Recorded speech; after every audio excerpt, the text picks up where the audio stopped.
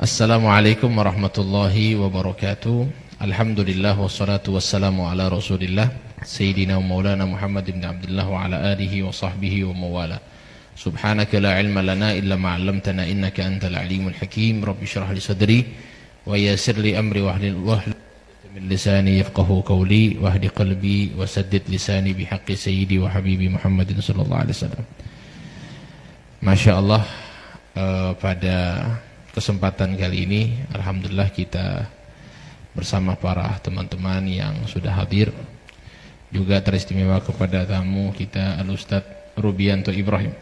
Masya Allah, gimana kabar Ustadz? Sehat? Alhamdulillah. Alhamdulillah sehat afiat. Alhamdulillah, beliau ini adalah da'i, muballigh, ya, muallim, tokoh yang ada di Gorontalo, yang mungkin bisa dikatakan dulunya ya agak sedikit keras. Ya, betul. Tapi ya, insya Allah alhamdulillah sekarang sudah mulai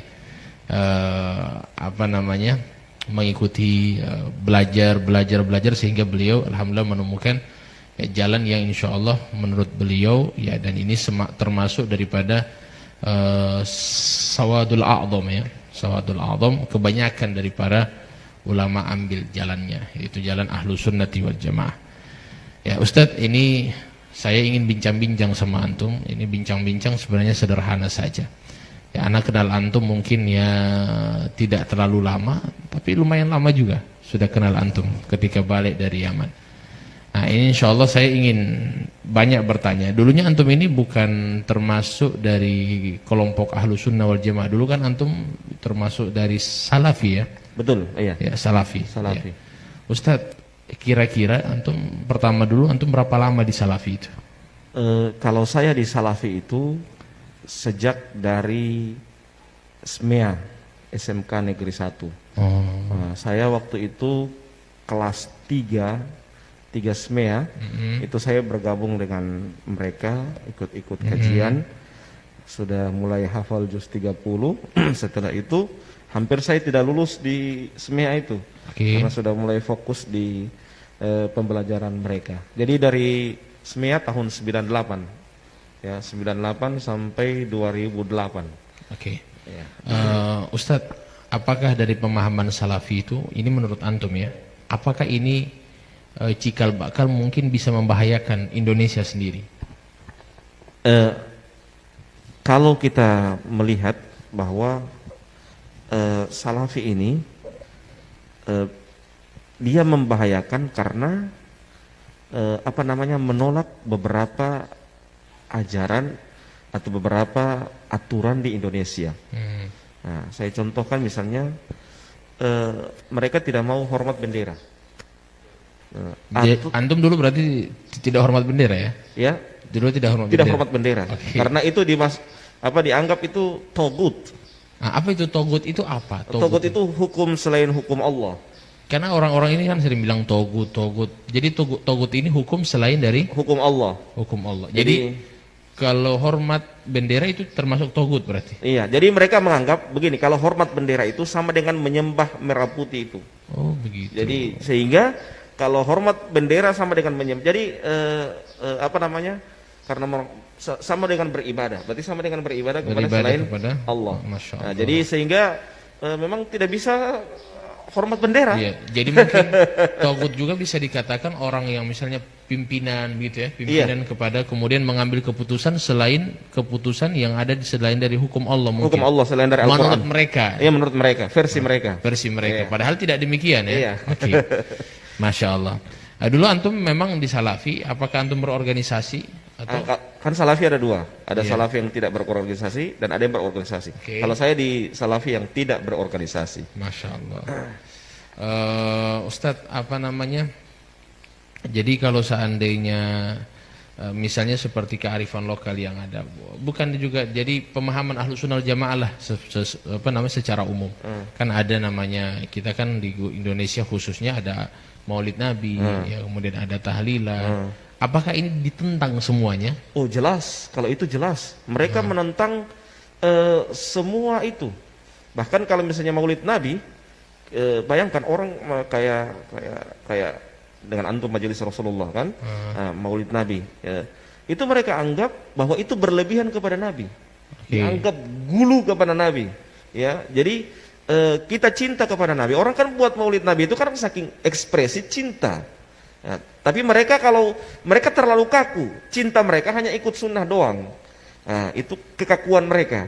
Jadi sebenarnya cinta itu dengan kita merayakan maulid Nabi itu salah satu bentuk kecintaan. Kenapa sih?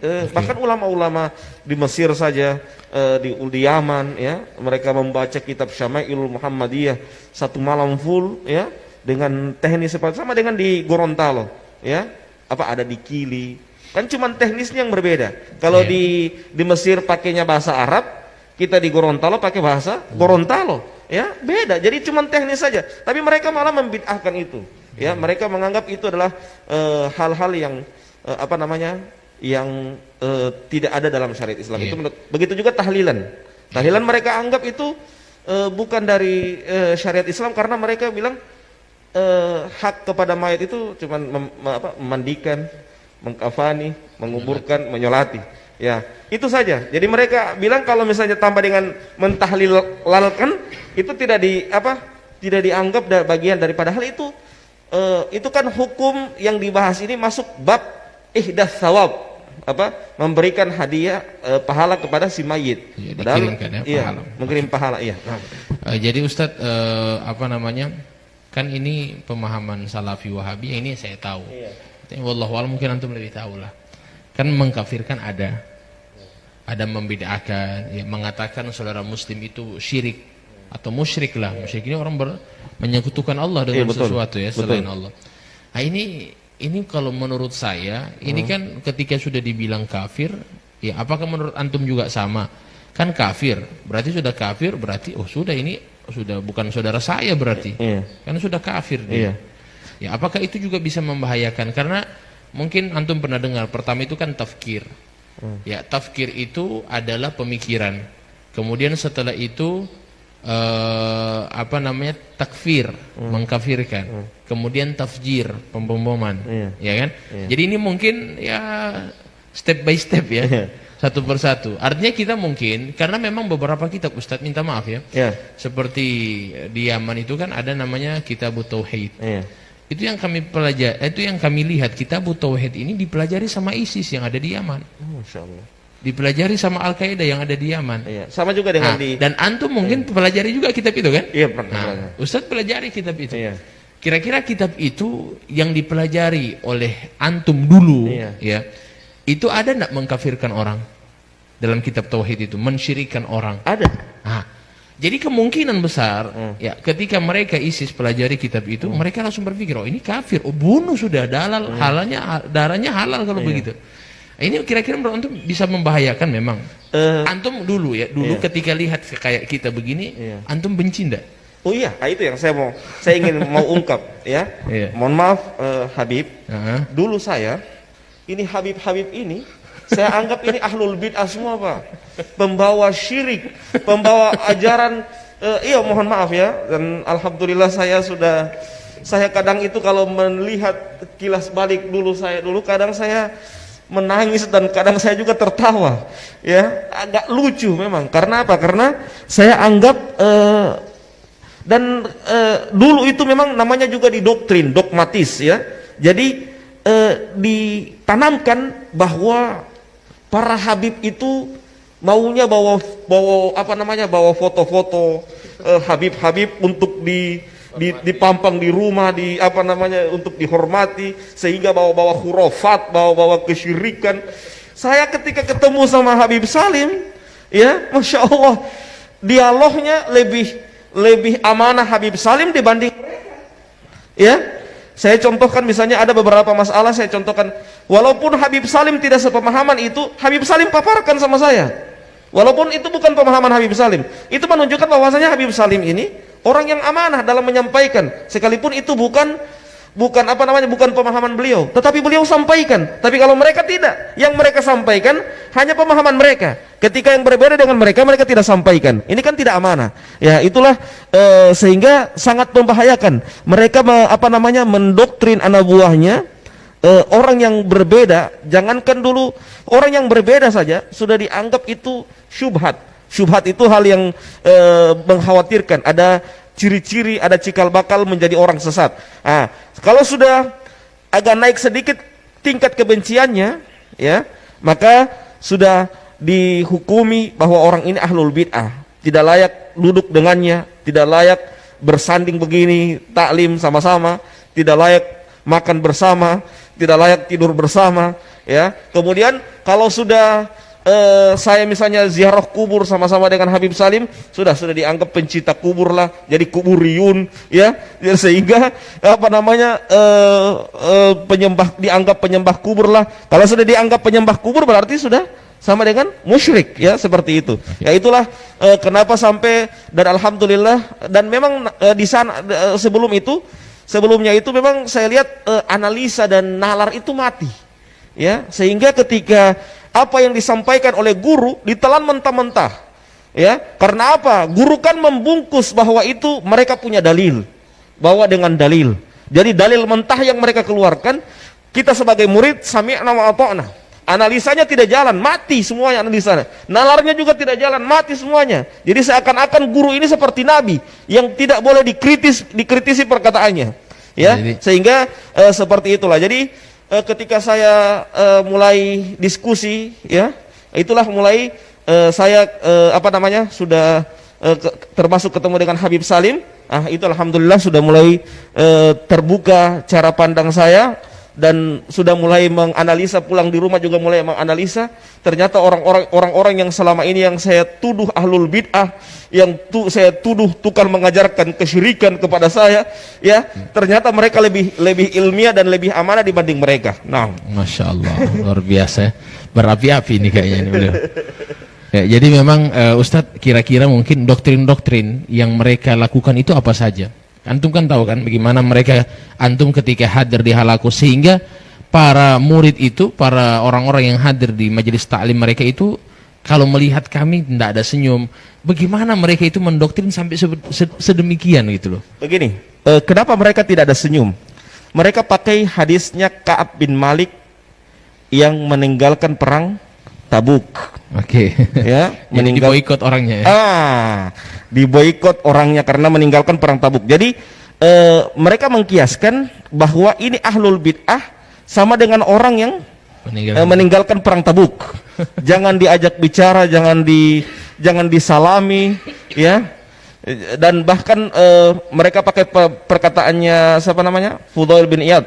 Barang siapa yang membantu ahlul bid'ah, berarti dia sama dengan membantu menghancurkan Islam, ya. Ada beberapa perkataan itu yang jadi cara doktrin mereka mungkin barangkali ketika hadir di halakum, mereka tidak mau murid-murid yang hadir itu hadir di majelis lain, ya. Iya, gitu. tidak bisa hadir di majelis lain. Jadi kalau hadir di majelis lain sudah mulai disitulah saya mulai dicurigai seperti itu. Saya mulai diboikot, saya mulai tidak diajak bicara, tapi saya tetap datang. Gimana kabar? Sekalipun mereka, saya memang sudah rasa bahwa mereka itu sudah tidak lagi dengan saya. Tapi saya, namanya juga ukhuwah, tetap saya jalin. Masya Allah, itulah bedanya.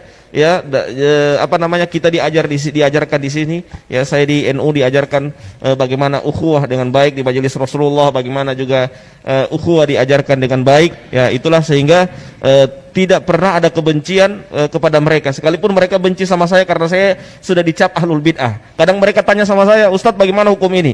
Saya tanya balik, ente bisa terima anak punya jawaban karena anak ini di mata antum sudah ahlul bid'ah. Jadi seperti itu. Oke, mungkin ada pertanyaan sampai. Ya, terima kasih. Dari penyampaian tadi sangat menarik, ya, dari perjalanannya Pak Ustadz Robi. Mungkin pertanyaan saya lebih ke dalam ini mengenai gimana langkah-langkah Ustadz dalam menangani radikal di Gorontalo sendiri. Iya. Kalau saya, saran saya, pertama, ustadz Nusantara semua harus turun. Jadi harus turun. Kayak di Jawa itu, ustadz Nusantara semua turun, ya. Jadi dan orang-orang yang berwatak-watak radikal seperti itu tidak bisa dikasih tempat di organisasi-organisasi resmi, ya, seperti MUI tidak boleh, ya. Karena itu mereka jadikan tameng, ya, bahwa lihat, Anda tuduh saya sesat, loh, tapi saya di MUI, berarti MUI itu Anda anggap sesat. ya. Jadi mereka bersembunyi di organisasi resmi seperti itu, sehingga mereka seakan-akan tidak dianggap sesat. Sehingga dan juga mereka sepak terjang mereka lebih leluasa untuk menyebarkan pemahaman mereka, dan mereka anggap itu adalah ajaran yang benar dan dipahamkan kepada masyarakat bahwa itu adalah ajaran yang benar. Padahal mereka secara step by step mereka mengajarkan kebencian kepada orang yang berbeda dengan mereka. Ya, jadi kalau orang yang berbeda dengan mereka, walaupun masih ada koridor macam kayak kita ikut mazhab Syafi'i, karena mereka mazhab Hambali, mereka tanamkan kebencian kepada murid-murid mereka untuk benci kepada kita. Kita ikut mazhab Syafi'i, ya. Jadi seperti hanya beda mazhab saja, mereka tanamkan kebencian. Apalagi kalau masalah yang sudah berbicara Asy'ariyah, ya, masalah akidah, pemahaman. Jadi mereka sudah tidak bisa menerima lagi. Masalah saja mazhab mereka tolak, apalagi masalah yang lebih tinggi dari itu. Jadi kalau saran saya pertama, ulama-ulama Nusantara harus gencar di berbagai macam lini, di media, kemudian juga di taklim harus juga rutin. Yang kedua, mereka jangan diberikan tempat untuk di organisasi resmi seperti itu. Yang ketiga, memang harus di cara bertanyanya, melihat radikalisme atau tidak, kita tanya bagaimana hukum Anda, menurut Anda tentang Maulid Nabi. Kayak Habib Salim tanya sama saya, bagaimana hukum menurut Anda tahlilan, bagaimana hukum menurut Anda perayaan Isra dan Mi'raj. Kalau mereka bilang itu bid'ah, itu radikalisme, ya. Itu bibit radikalisme. Karena apa? Ini kan sudah ajaran nasional. Maksudnya sudah seandainya itu salah, berarti presiden berbuat kesalahan loh. Berarti seandainya itu salah, semua orang yang melakukan itu semua dianggap salah semuanya, karena merayakan hal seperti ini, ya. Bukan cuman di Indonesia, ulama Saudi, ulama Yaman, ulama Mesir, ulama Yaman dianggap salah semuanya merayakan hal itu. Ya, bayangkan mereka sudah menanamkan kebencian kepada muridnya untuk benci kepada ulama-ulama besar, ya, ulama-ulama yang lebih paham dari mereka tanamkan kebencian kepada murid-murid mereka. Jadi itu agar menangkal radikalisme di Gorontalo secara khusus dan di Indonesia secara umum. Dan paham radikalisme itu versi mereka dan versi kita beda. Kalau versi mereka radikalisme itu nanti bom-boman itu baru kemudian dianggap radikalisme. Nanti sudah bom, ya, nanti sudah meledak baru itu dianggap radikalisme. Tapi mereka radikalisme mereka tipis-tipis dari awal, ya.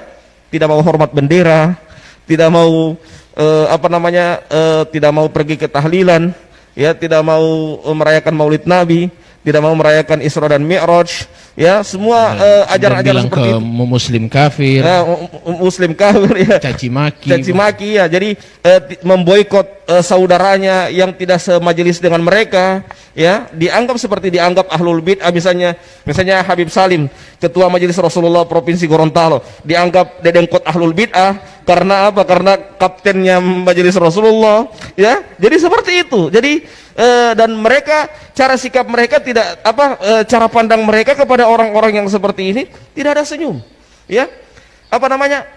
Lisan mereka keluar ayat-ayat Al-Quran, tapi hati mereka busuk, memberikan kebencian kepada kaum muslimin. Sama dengan orang-orang Khawarij di zaman dahulu, bacaan Quran mereka kalah dengan sahabat, ya. Tapi kata Nabi apa? Yamrukuna minad din kama yamrukus sahmi minar ramiyah. Mereka keluar dari agama seperti keluarnya anak panah dari busurnya, ya. Jadi mereka bacaan, coba lihat orang-orang Khawarij di zaman dahulu itu, bacaan Quran mereka itu bagus, sama dengan mereka. Coba lihat kalau mereka ceramah, dalil. Tapi setelah itu prakteknya apa? Mereka benci kepada orang yang berbeda dengan mereka. La ilaha illallah. Ini sangat berbahaya dengan pemahaman seperti ini. Masya Allah. Luar biasa, semakin lama semakin hangat kayaknya perbincangan. Ya, jadi alhamdulillah kita sudah dapat banyak ilmu dari beliau, yang insya Allah mudah-mudahan negeri kita ini dijaga oleh Allah Subhanahu Wa Taala dari pemahaman-pemahaman seperti itu, Ustaz. Karena memang khawatirnya begitu, yang paling dikhawatirkan itu anak-anak muda ketika didoktrin benci kepada saudara muslim, ya kan, mereka kan belum tahu apa-apa. Di situ ada satu perkataan ulama, manittasa'a ilmuhu qalla inkaruhu. Jadi semakin luas ilmunya seseorang, semakin sedikit ingkarnya sama orang lain. mereka itu saja ketika hadir di majelis ta'lim mereka suruh fokus jangan ke majelis ta'lim lain. Tidak boleh. Kalau kalian ke sana berarti kalian sudah ikut dengan ahli bidah. Jadi cuma sama mereka-mereka. Jadi yang diajarkan ilmu-ilmu itu saja. Nah, ketika diajarkan ilmu itu saja mereka punya pemahaman tidak terbuka, didoktrin harus begini, harus begini. Nah, akhirnya ini yang menjadikan ya mungkin ya kepemahaman yang demikian juga bisa jadi. Ya kan, kepemahaman sampai minta maaf, sampai bisa benci saudara muslim, sudah halal darah, ya sudah dibunuh. Khawatirnya sampai terjadi bom bunuh diri, ya mungkin dari situ semua. Di situ saya sampaikan tadi, ISIS itu kan begitu juga. Ya Kitabut Tauhid dipelajari sama ISIS. Al-Qaeda mempelajari juga itu kitabnya, ya kan? Jadi bayangkan mereka ini kita tahu bersama main bunuh. Ya dari mana? Ya dari Kitabut Tauhid yang dipelajari. Ya kita mungkin mungkin banyak yang bilang, oh ini beda ustadz. Kalau di sana begitu dia punya ustadz kasar, radikal, tapi di Indonesia aman-aman. Oh iya, di Indonesia memang aman-aman, cuma di situ sudah ada di. Tapi mereka malu-malu, bukan aman-aman. Nah itu bahaya. Jadi oleh karena itu memang mungkin insya Allah antum-antum seperti ustadz, seperti antum, insya Allah lebih lagi hadir di masjid-masjid, ya berikan pemahaman. Karena kalau orang tua itu saya rasa tidak perlu dipahamkan lagi. Karena orang tua itu sudah dibekali dari kecil. Yang bahaya itu anak-anak muda yang kosong, tidak punya pemahaman agama, tidak didoktrin dari orang tuanya, sehingga ketika sudah besar ya bisa terikut dengan ajaran mereka. Seperti itu kira-kira. Mungkin ada pertanyaan? Silakan. Ya, terima kasih. Setelah saya mendengar tadi penjelasan dari Pak Ustadz, bahwa Pak Ustadz selama di Wahabi ini sekitar kurang lebih 10 tahun. Jadi pertanyaan saya di sini, kira-kira apa tujuan utama daripada mereka Wahabi ke Indonesia, khususnya ke Gorontalo? Itu tujuan utama. Kemudian dalam penyebaran ini membutuhkan dana. Kira-kira dananya ini dari mana saja, Pak? Terima kasih, Pak Ustadz. Kalau target mereka itu pertama, target mereka itu mereka mencari masa dengan sebanyak-banyaknya. Jadi mereka membuat taklim di mana-mana. Setelah mereka membuat taklim di mana-mana, ya mereka sudah mulai banyak masa. Bahkan mereka kadang di kepolisian juga ada, ya ada namanya PCS, Polri Cinta Sunnah. Ya, itu organisasi mereka. Polri Cinta Sunnah.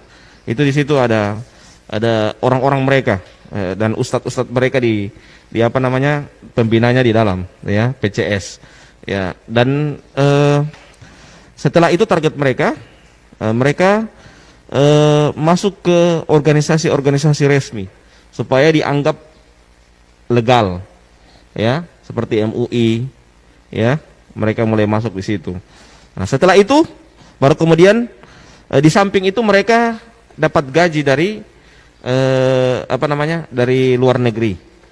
Mereka dapat gaji kurang lebih 20 juta satu bulan. Ya, 20 juta satu bulan. Iya, per orang, per dai-nya mereka. Iya, jadi ada per provinsi, satu provinsi itu satu orang. Ya, satu orang dapat gaji. Dan itu mereka dievaluasi, ya. Dan kalau di NU yang dari Timur Tengah itu cuman organisasinya namanya Robitoh. Ya, itu NU punya, ya. Itu muassasah. Tapi kalau mereka selain dari Robitoh. Jadi selain dari Robitoh ada beberapa yayasan itu yang mendanai mereka. Jadi jangan heran ada TV-TV mereka tanpa iklan semakin hari semakin besar, ya.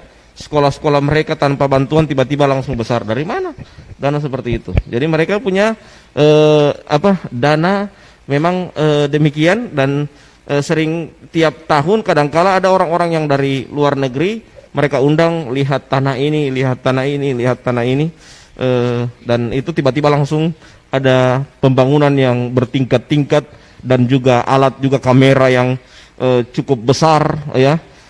Dan lebih tinggi kualitasnya dari Indonesia karena memang mereka sudah diberikan bantuan seperti itu. Saya kemarin ditawarkan beberapa 10 tahun yang lalu ya, ditawarkan bagaimana Ustadz Robi kalau antum mau kami belikan kamera dan nanti bawa ke Gorontalo untuk dakwah di sana.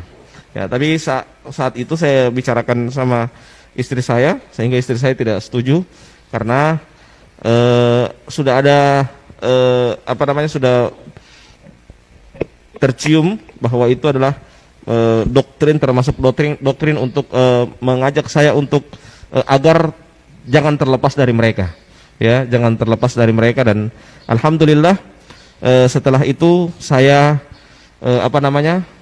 setelah itu saya dengan bertambahnya tahun saya masuk ke grup Bahsul Masail NU. Di situ mulai cakrawala saya mulai terbuka.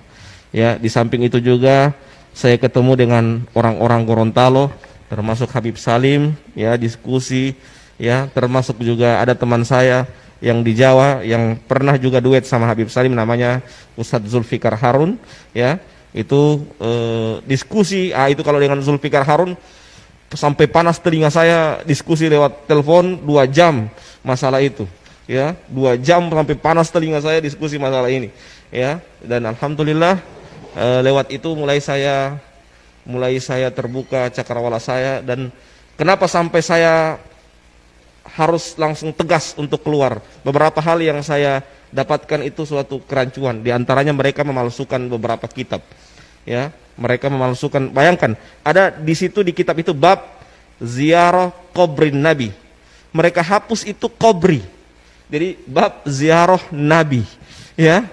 Jadi dipalsukan kitabnya sampai demikian. Bayangkan, ziarah kubur Nabi dihapus kubrinya, ya, cuman ziarah Nabi yang ditulis. Ya, mulai dari situ saya mulai, Allah, berarti ada hal yang rancu ini. Yang kedua, mereka menanamkan kebencian yang tidak disukai oleh gurunya, bukan tidak disukai oleh syariat.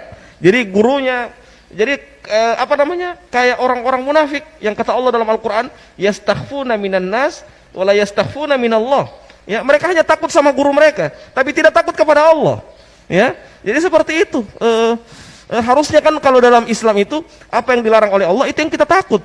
Jangan malah justru takut kepada manusia dalam artian hanya takut sama guru mereka. Jadi siapa, misalnya saya sebagai guru, saya marah sama si A, semua murid-muridnya harus marah sama si A. Seperti ini misalnya Habib Salim, dulu saya anggap misalnya didoktrin ke saya bahwa Habib itu ahlul bid'ah, dedengkot ahlul bid'ah. Saya harus benci sama Habib Salim. Kalau tidak benci, berarti saya juga dikhawatirkan kena syubhat dari Habib Salim dan jadi ahlul bid'ah juga. Jadi ditanamkan kebencian seperti itu kepada murid-muridnya agar membenci apa yang dibenci oleh gurunya. Ini sangat berbahaya sekali pemahaman-pemahaman seperti ini. Nah, ya, luar biasa ya, sudah, insyaallah mudah-mudahan perbincangan kita ini sebenarnya masih banyak Ustadz, ya. Hanya saja intinya memang semuanya yang antum sampaikan tadi insyaallah bisa kita fahami, ya. Ternyata memang pemahaman yang benar adalah yang menjadi sawadul a'zam, ya. Sawadul a'zam ini mayoritas, karena kata Nabi SAW, la tajtami'u ummati ala dhalal. Tidak mungkin umatnya Nabi Muhammad itu berkumpul dalam kesesatan. Ya, kita kan mayoritas, ya, jadi tidak mungkin umat Nabi itu mayoritas kemudian sesat, tidak mungkin. Ya, kita kan alhamdulillah mayoritas. Jadi insya Allah kita tidak bertentangan dengan Nabi. Ya, kalau seandainya mereka katakan kita sesat, berarti mana yang betul? Nabi atau ente? Iya kan? Nabi atau kamu yang benar? Jadi antara dua saja. Kalau bukan Nabi yang salah, ente benar, atau ente yang salah, Nabi benar. Cuma dua itu saja. Karena tidak mungkin dua-dua benar. Iya kan? Nah, maka oleh karena itu insya Allah mudah-mudahan ini membuka pemahaman kita, dan insya Allah dakwah-dakwah seperti ini yang harus kita sampaikan kepada para pemuda. Dan insya Allah kita tetap juga memiliki teknik-teknik, ya, masing-masing. Misalnya Ustadz Robi punya cara dakwah seperti itu, dan memang langsung menyerang kepada mereka supaya mereka sadar.